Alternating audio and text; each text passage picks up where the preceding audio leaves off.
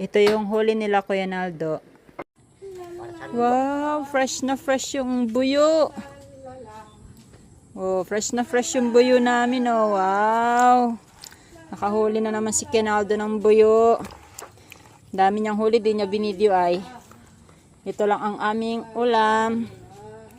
Oh, di ba? Ang laki. Oh, may ano to, ma-ready? Tapos ano tong isa? Ito oh.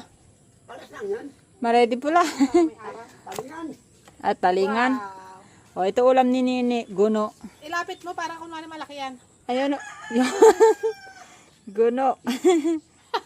Ang cute. Ito yung ulam mo. Kumain yata ni Pake yan.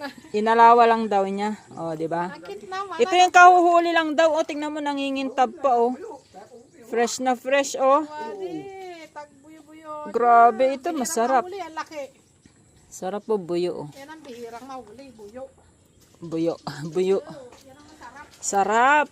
Buyo, oh. Fresh na fresh, oh. Nangingintab. Nahuli lang daw bago sila umuwi, oh.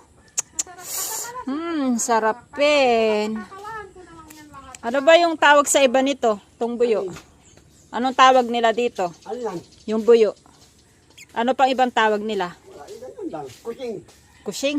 Kusing. Kusing, tangiging bato. Oh, di ba? Grabeng kintab, oh. Grabe. Fresh na fresh talaga siya, oh.